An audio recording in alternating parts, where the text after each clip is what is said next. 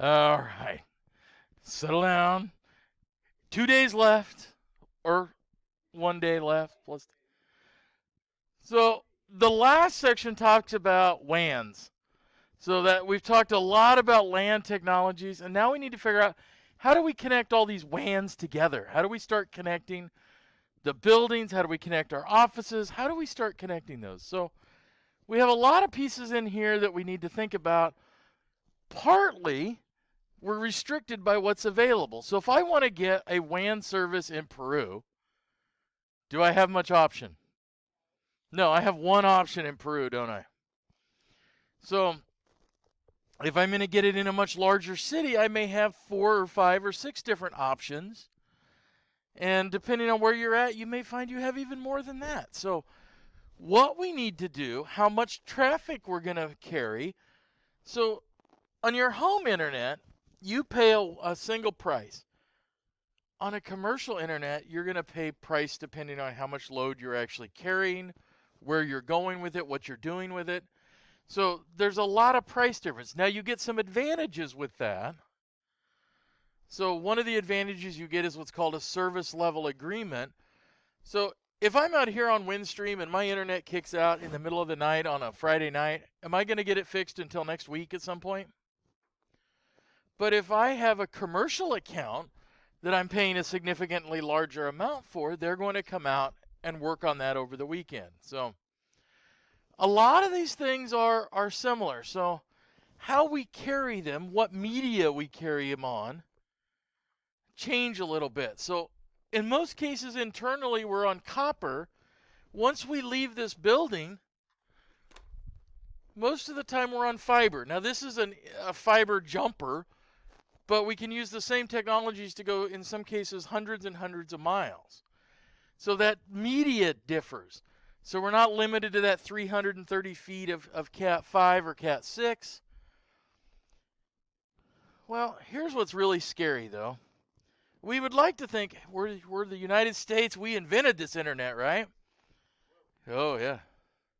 Except we are horrible at actually having high-speed internet.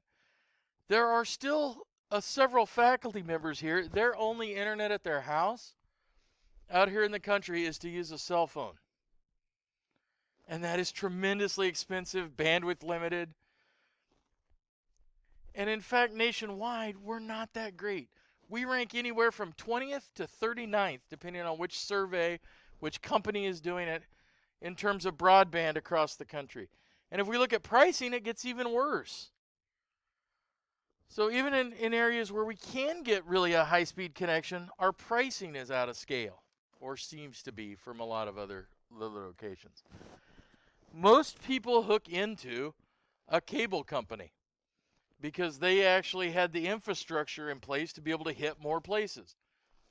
So then you deal with phone service from Comcast or Spectrum or Charter or any of these other ones that are out there. And if you've had to be on the phone with them for tech support or trying to, cancel an order or anything, it is horrible.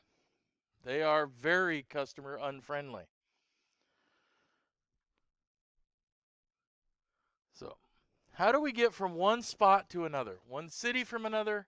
So maybe we only need to go from one point to another with our business link. So we do that here. We take our link at Peru and we carry traffic all the way to Lincoln, and that's where we actually pick up internet service at. So, and last year we went from 100 meg per second connection to a 600 meg per second connection. Well, that's 6 times as much bandwidth. But in Lincoln, I can get 1,000 megabits per second in my house pretty easily. I can get it in Auburn, honestly. So it's not that fast a connection, but we're paying a significant amount more. So typically that endpoint, so at your house, you get some kind of either a modem or a cable modem or some way to connect. If you're lucky enough to get fiber, you may have a box there that the fiber communicates on. But at some point you have a difference between your responsibility and the customer. So that infrastructure ends at some point. So even on the outside box, you may find one that says DMARC written right on it, and it may say customer service on this side, and I'm on the other. Now, they like to upsell and sell you a router for $10 or $15 a month for a $50 device. It's a nice touch, but there are some advantages. Oh, yours is 5 now? So even that, if that device is $50 in 10 months, you've paid for it, right? The advantage, though, is they come out and they take care of it if something goes wrong. So at my locations, both of them, so in Lincoln and in Auburn, I end actually at the fiber. And I take it from the fiber on in, but most people are not me, unfortunately. Or maybe fortunately, I don't know. So we have these endpoints where we come in and it goes out to our devices. Well, and then we have to think about what kind of these connections are we looking at. So if I'm making a point-to-point connection, so I may have a piece that's continuously available. So from Peru at our college to Lincoln, we essentially rent that circuit all the time. So there's nobody else on there. So we get all 600 megabits per second all the way to Lincoln all the time. So that's not a bad way for us to do it, but it's pretty expensive in the terms of several $1,000s a month. And that doesn't count what our internet service actually costs once we get there. Most of the time, we're going to do something like a virtual circuit where, yes, we have it when we need it, but it also is available for others to use. So these virtual circuits are much cheaper. So most everything now is packet switched, not circuit switched. So circuit is the old type of phone. If you remember the old ads and you'd see somebody plugging in the phone jacks at a hotel, that's that idea of circuit switched. In other words, there's a connection made and it's permanent between those two areas, but it's very expensive to do that. So these are the different types that are out there currently, and there's a couple of others we're going to expand on a little bit. Yes, dial-up is still available in some places. You go, man, that would be horrible, and it is, but it's still available. So ISDN has kind of died, hopefully, thankfully, finally. So DSL, if you're not on a cable modem, you're probably on DSL. So digital subscriber line, so here in town, that's that Windstream. That's Kinetic or whatever they've changed their name to. So that's, if it's a phone company, it's typically DSL. If it's a cable company, it's cable broadband. So it comes in on a cable line. There is something called Metro Ethernet that is becoming more and more popular. So in Nebraska City, you can get it. In Lincoln, you can get. In Auburn, Peru, not so much. But what it is they're actually running fiber to everybody's house in some form or another. There's something called a T-carrier. And then if we are needing a lot of bandwidth, there's something called Sonnet. And we're going to tell you about what that is here in just a second. So if I have a problem, one of the things that we talk about a lot is how do we fix it? Well, if you call Comcast, what do they tell you to do? Reboot. Everything's fine. We don't see an error. So determining if it's your entire network or if it's your own equipment can save you a lot of money in terms of changes. So on our side, so maybe we have a router that's died or something that's happened on our side, a switch is out. On the network side, we really are dependent on that vendor to tell us what's wrong. So layer 1 WAN. So in other words, this is that physical connection. So DSL, cable broadband. So a couple of things that are different with these two technologies. DSL, T-carrier, Sonnet all have, this is your bandwidth. So 600 by 600. Broadband, though, really isn't a direct connection between you and the internet. It's a connection between you and a node out on their network, which could be 8, could be 16 different people out there, and you're all sharing that bandwidth. So if all your neighbors are firing up Netflix at the same time, your speed goes down. And they're very careful when they say, on those DOCSIS standards, they say, oh, you've got up to 1 gigabyte down. And that's great for a home use. I'm up to. You will probably never get that. And the worst part is it's what we call asynchronous. In other words, it's a great big amount down, but not very much upload. And a business, if we're running a web server or an e-commerce site, we need to be able to push data out. And so in that case, we might be better served with what looks like a smaller connection, but is actually guaranteed bandwidth, so we can push that up. So dedicated access, just a single connection just for you. In other words, you're paying for a specific amount of internet. Well, one of the things we can do,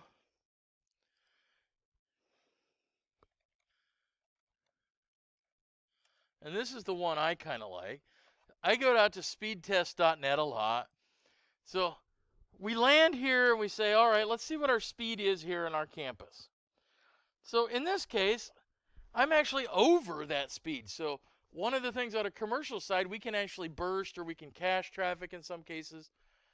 That's a pretty decent speed. Now, that's one computer. If everybody in the computer lab, all 30 machines did the same thing, you're going to be much slower because it's a shared service. But even so, that's a pretty decent connection. And notice that our upload speed is very close to our download speed. So we have what's called a closer to a symmetric system, which is good. We have websites and other things we're carrying on ours. If I look and see what that's going to cost me, so I used to use Auburn Fiber because they had numbers that were readily available. So in Auburn, I can get up to 1 gigabyte down and 1 gigabyte up on fiber. And at my house, it's $62 a month. It's pretty cheap. In fact, it's ridiculously cheap. But if I'm a business account, instead of 1 gig by 1 gig up to, I typically will purchase a 100 by 100 plan. So I'm guaranteed 100 megabytes up and down. So we did that at the courthouse over here in Auburn. They're running on what used to be Auburn Fiber. Now it's Pinpoint. And they're carrying all the phone traffic on that communications. And it needs to be a steady amount of upload for that phone lines. So we carry everything in a 100 by 100 package, and it's running them about $300 a month. Wait, at home I can get a lot more, but it's not guaranteed. And they're not going to come out and fix it on the weekend and those kinds of things. So that's part of the reason that there is a big difference in there. So typically, our data from most vendors, so if you look at it and you've got DSL, you're going to find you may have 50 down and like 10 or 2 or 3 up. It's sometimes very, very slow. Yes, enable editing so you don't yell at me. Go. There we go. Let me flip that back around.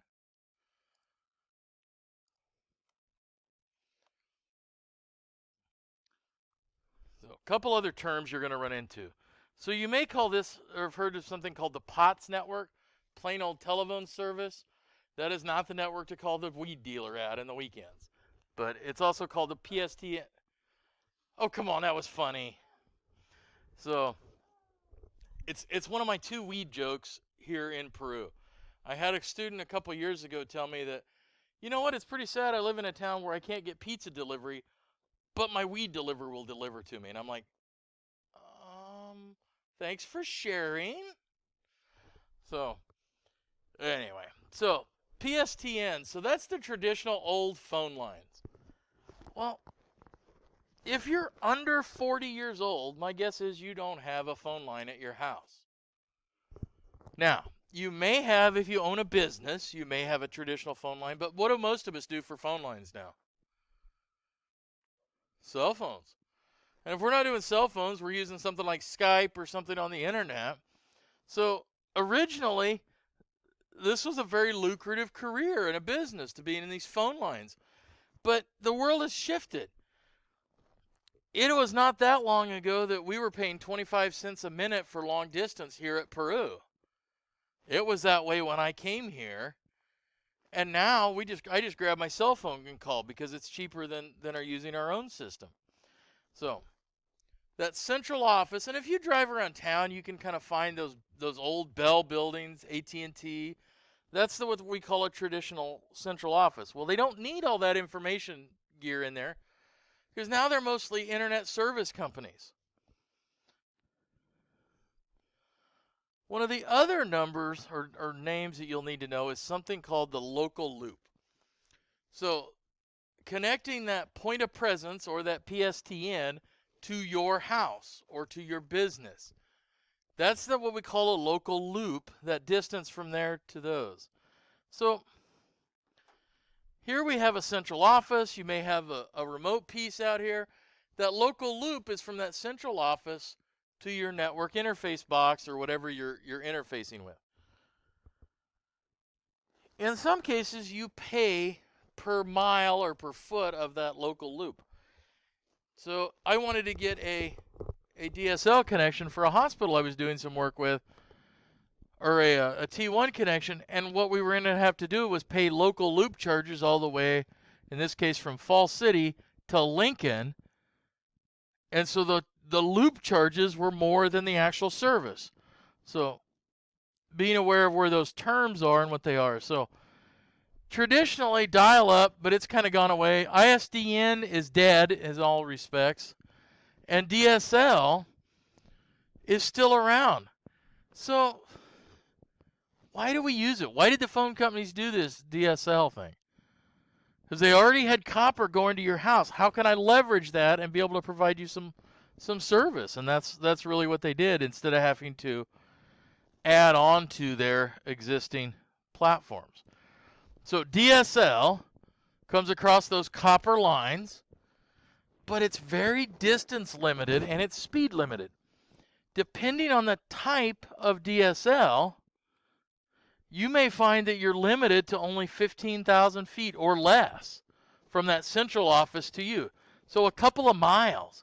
So they have to put some interfaces in between. So you'll see these like green boxes sitting on street corners, and it'll say property of AT&T if you go up and look at it. Those are kind of a repeater, or where maybe even in some cases where they put the DSLAM, the digital subscriber line access module. So DSL, there is symmetric DSL, this SDSL, but you're only going to be able to see it for a short distance. And look at that, max 2 megabits per second. Now, they've come up with some ways to compress that a little better. So now if I get a Kinetic ad, I get it in the paper and it says, oh, you can get up to 50 megs per second. But I almost guarantee nobody here in Peru is getting that on 100-year-old copper. So this is some of the equipment you might need. So they have the internet at the co-location center, and it goes to what they call a DSLAM, Digital Subscriber Line Access Module. And then it gets split out all over town to these different phone lines. And then you have your DSL modem on the back end. So you're connecting that way. And what it does is it connects over the same lines that you would talk on your phone over. So one of the tricks they've done to try to make this more profitable is, in most cases, they won't let you get what's called a dry DSL. You have to have a phone service with it. And so most small towns, you have to have a phone line and you get DSL connection with it. The reason for that is kind of tricky and deals with tariffs and the fact that if it's not an actual phone line, they can't get some of the rural electric money back and some other things. But typically, this is pretty expensive for the service that you are getting. So, asymmetric DSL. One of the things that typically also you have to do when you install that, if you've ever had to do that, is you get these little filters, because it operates above the frequencies that you can hear, but it puts a filter in to make sure you're not hearing some of that. Yes, sir.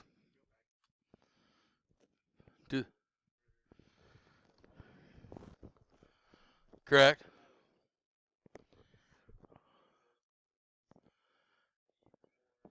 No, the splitter, think about it being from that office building, splitting to all the different subscribers.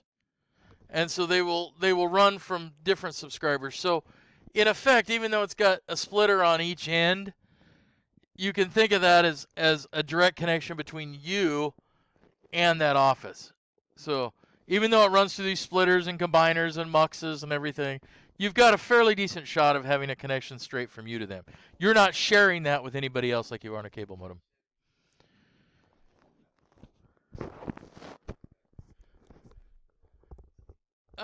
Well, you're not. So the DSL works on. So your phone lines are still analog in most cases, and then above the frequencies you can hear, then it's transmitting little digital signals to do that. So that's what the difference is. So if they are a digital phone line, then we know what bandwidth, how much it's going to take, and typically a phone is about 64 kilobits a second.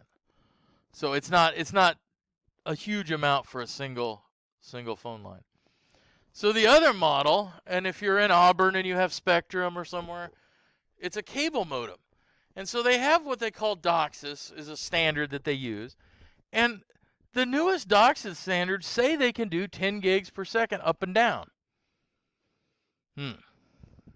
Not in reality. In a test lab where you're measuring over a known distance, over great equipment, over great copper, you can do that. And these use that cable just like you put into your TV many, many years ago.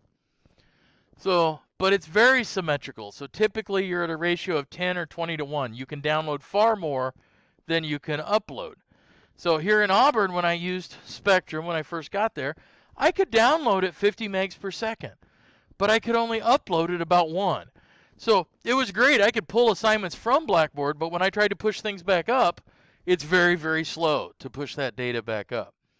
So a cable modem system kind of looks like this. So they do have some fiber on their distribution rings, typically.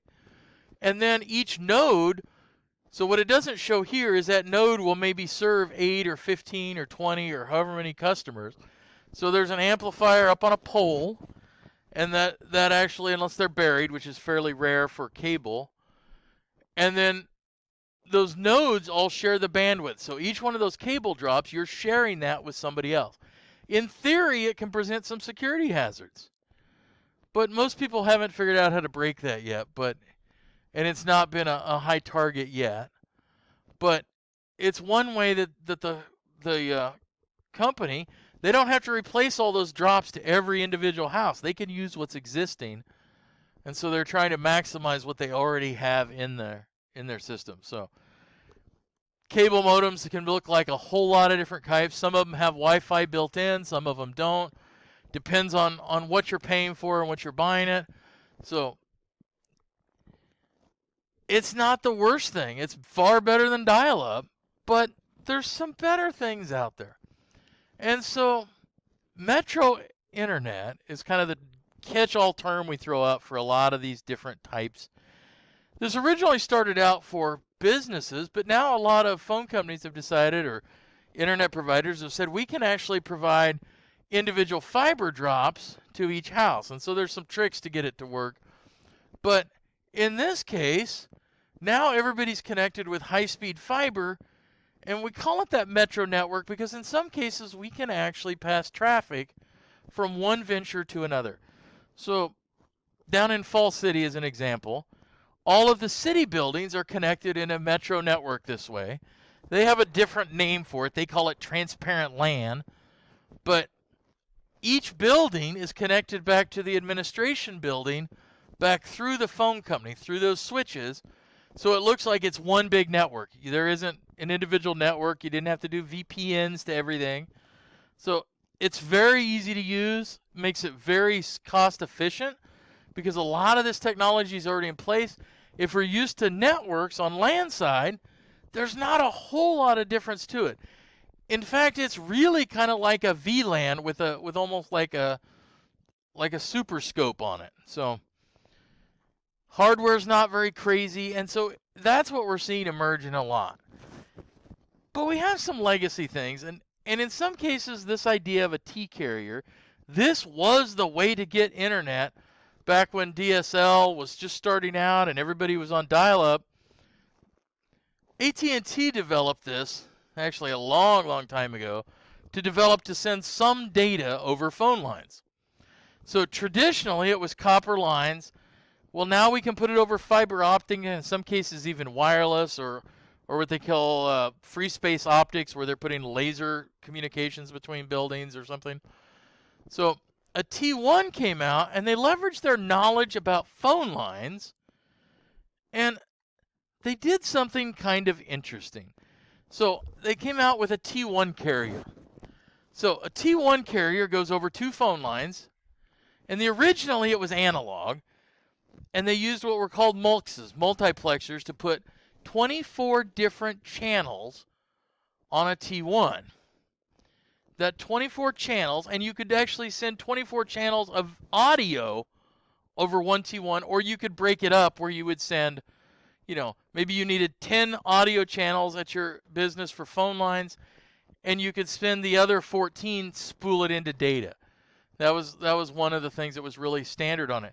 And when they came out with these T1s, companies could put in what were called PBXs, private branch exchanges. So when you called into the company, they owned the phone equipment inside. Well, then they said, all right, well, now we have some other ones. So we came out with a T3, which is 28 times a T1. Oh, my God. So some of the math will make your head hurt.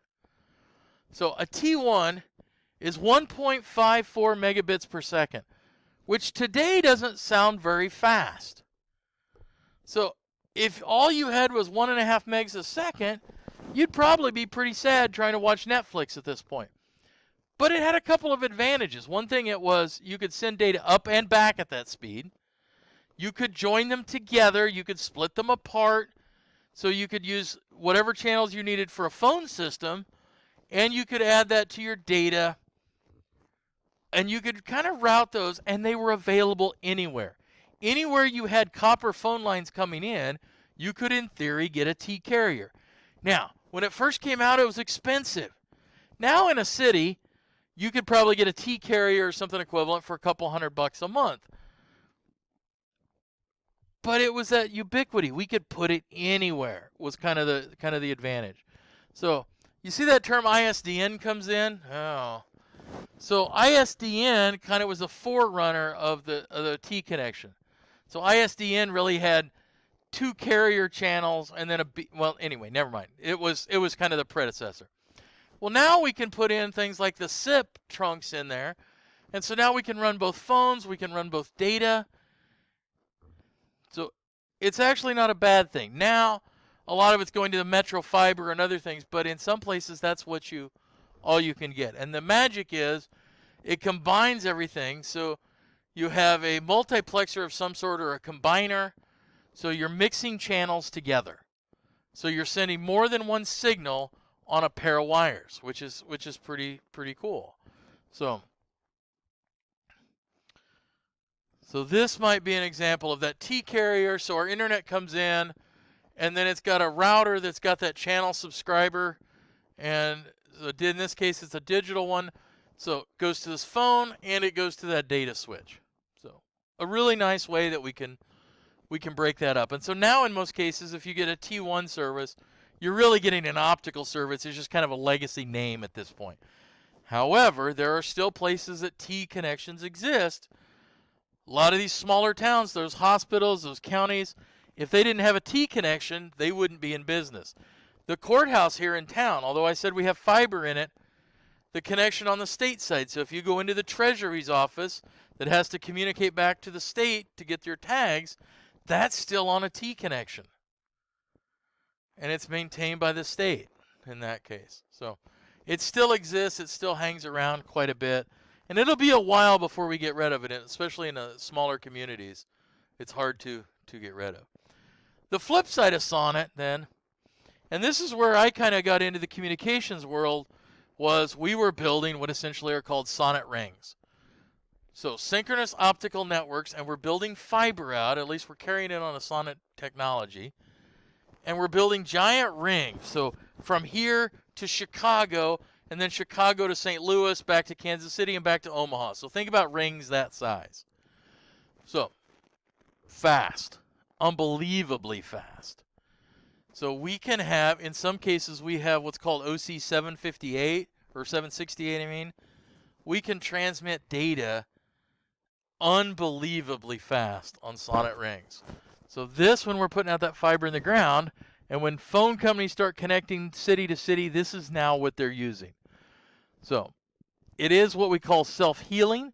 So if on that ring that we said from Omaha to Kansas City to St. Louis, back up to Chicago and back to Omaha in a big loop, if somebody goes out there with their backhoe and they digs up that fiber optic cable, you won't even notice on your phone call. Your phone call will reroute through the other half. You won't even notice it. So it's a pretty neat technology. And we see it in smaller places where they're using rings like that. Even if you go south of here on 75 highway, there's a casino or 2 or 3. And most casinos are actually weirdly operated off-site for security. So they're linked with, in some cases, a Sonnet ring. So we can connect multiple areas. And again, we have that same term, that multiplexer, demultiplexer. So incoming channels come in here to this multiplexer, and then that sends it out onto the fiber, and then at the other end it gets a demultiplier. So those pull apart. And part of the reason we do that, remember I said it's a timed network, so that the signals arrive in Chicago from here, traveling both through Kansas City and through Omaha at the same time. That's how that self-healing attribute works, is that if they don't, then you would have a connection loss. So it's a timing scheme. And in fact, we'll send empty data. So it's still a packet technology. It's chunked up into packets. But they'll send without anything in them because it's all based on that timing, on that schedule. So they're sending out data continually, even if there's nothing to be sent. So in some cases, you might consider that a little bit of a lossy way to send it. There's something called an OC level. It starts at OC1. OC 768 is the fastest current schedule, which is 40 gigabits per second. So it's a huge amount of bandwidth in there. So long distance companies, telephone companies, huge companies. If I'm Microsoft, can I afford an OC3 or an OC12 or something? Yeah. If you try to do it, well, you'd go broke really quickly.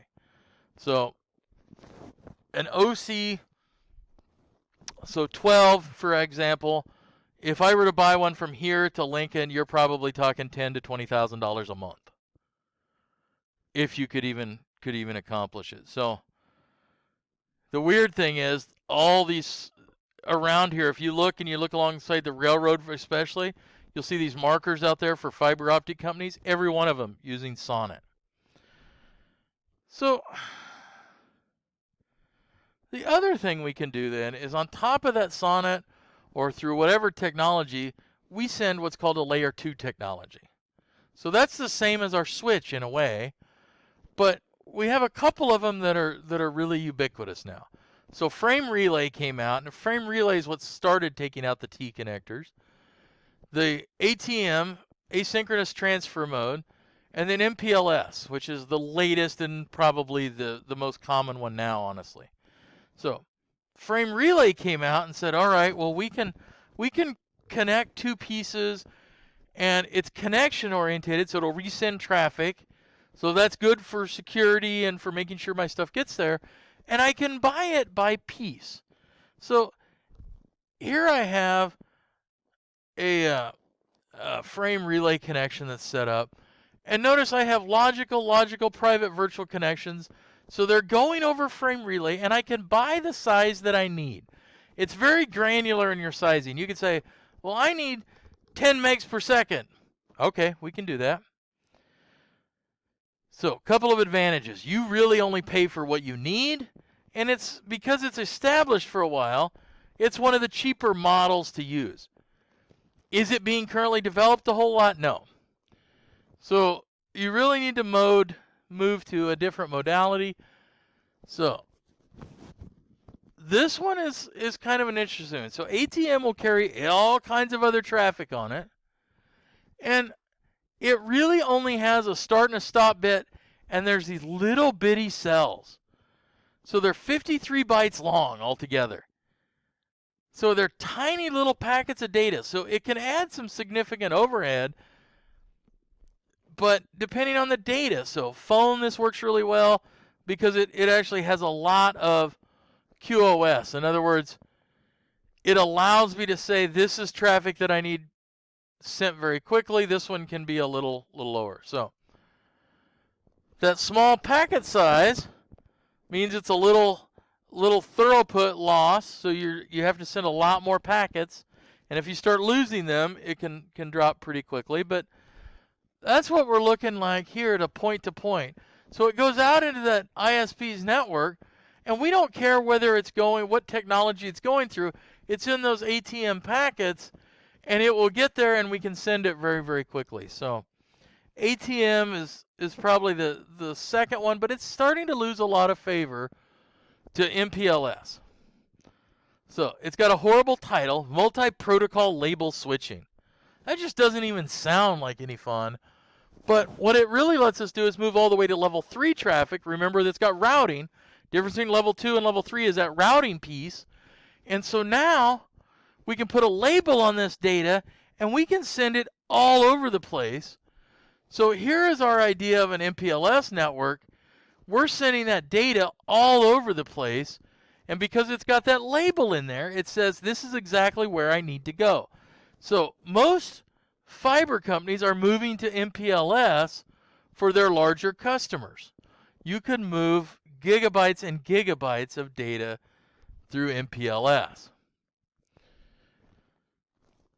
Well, it gets more exciting because there's some other technologies that we can use. Wireless. Who doesn't like wireless? Well, on the WAN side, we're now coming up with some that are kind of interesting. So our book is going to say, hey, 5G isn't there yet, but I'm going to tell you that there actually is a 5G now that's out there, and in some cases it might be the answer to these rural areas. If 5G existed out here, now the problem with 5G is you have to have a lot of tower density. In fact, in a lot of cities, to get 5G signals to work from cell to cell and transfer, they're anywhere from 1,000 to 1,500 feet apart. Well, if you went out here in the country and had to put a tower every 1,000 feet, that's a lot of towers out there. But where it does work, so in Lincoln, I've played around with my wife's phone because I'm too cheap to buy one that'll do 5G, and it will easily on her phone with Verizon, we can do a speed test and show 250, 300 meg per second download on it. Now the problem with that, of course, is, well, even though it says it's unlimited, is AT&T or Verizon really unlimited? Absolutely not. It's the biggest rip-off term they use. We're unlimited unless you really want to use it. So you would go through the 20 gigabits that they give you before they start limiting you pretty darn quick. So this might be a great technology, but it's going to be expensive. But if you live out in the country, it may be the only thing you can do. So our country has one of the weird things. So it's finally going away, but a lot of our networks were based on CDMA. So if you traveled 5 years ago, you couldn't take your cell phone to any other country and it wouldn't work. So now a lot of our phones are dual SIM enabled, and they can do CDMA, which was Verizon, or GSM, which is AT&T, which you could actually use all over the world. So this is what a typical cell network looks like. You have a set of towers. It switches between those towers. So in theory, and maybe you've tried it just because you're a rebel, if you're in an airplane and they say turn off your cell phone, if you leave it on, sometimes you can actually get cell phone signal. Because it's not the distance from the cell phone towers that's the problem. It's the fact that the towers can't switch you quick enough as you're going 400 and 500 miles an hour. And that whole FCC, they want to throw you in jail for that. But so those towers switch from one tower to another to another.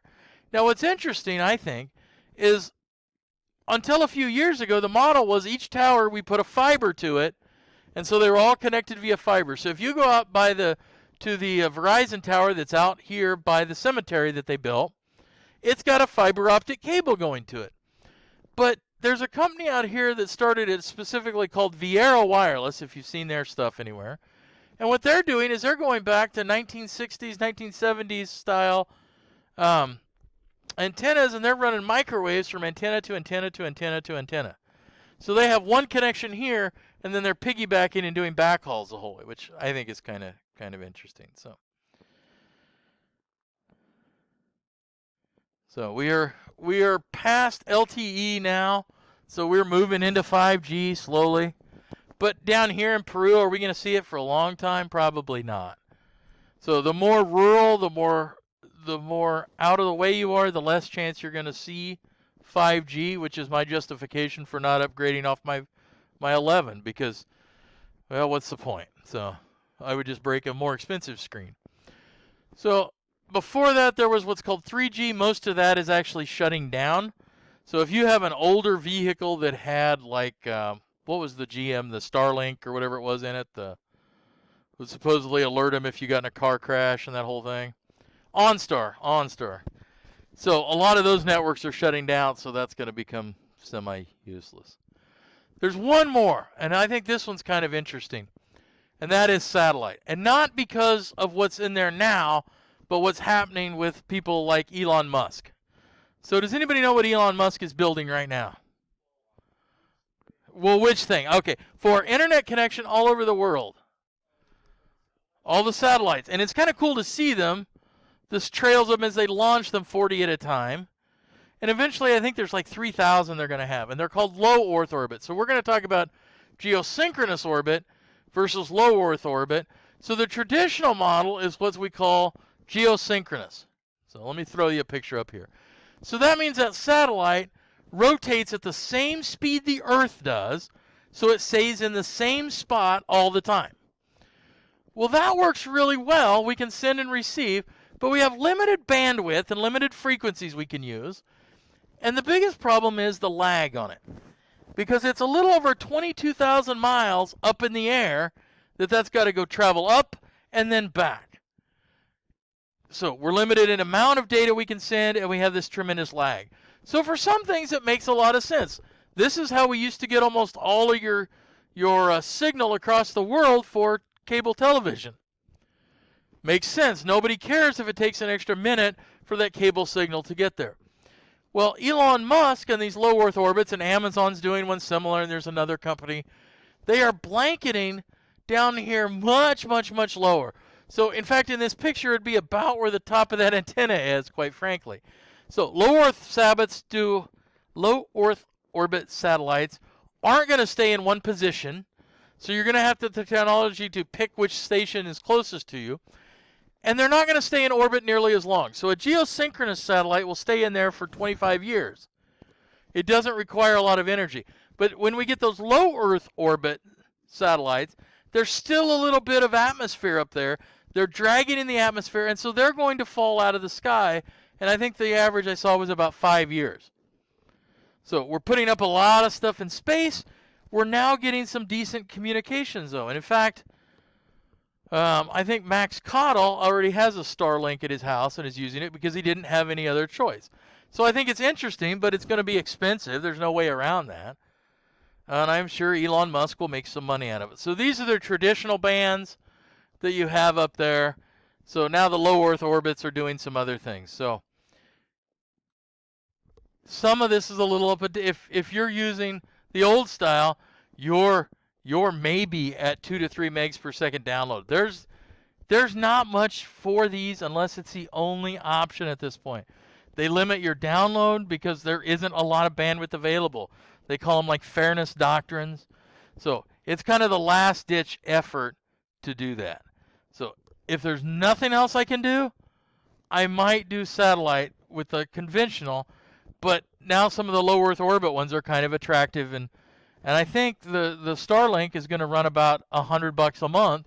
So it's competitive. If you live out in the country, you're probably paying that much on your cell phone bill to try to use that as a hotspot. So a lot of different ways we can connect. And so WANs are really kind of the last step in here. And it's one we shortcut a lot, in fact, just because we have so much to cover in this class. So the WANs are how we reach out from our networks that we've built out and see the rest of the world. All right, very quickly. So for our final, the final will be available online. I believe I have it set to open up on Monday. It will be available till Wednesday at midnight. I may well go take a look at it and open it up a little earlier, but I don't know if I can do that or not. So because that technically isn't finals week and we're not supposed to do that. Yada yada. It will take a little bit of time to do. I believe that there are 100 multiple choice essay, true false questions all buried in there. So it will take a little bit of time to do it. I think last year on a slightly different format, the average time was about an hour and 10 minutes to take that. So when you get ready to take the final, make sure you book an appropriate amount of time and you're thinking about some of the things you have to do.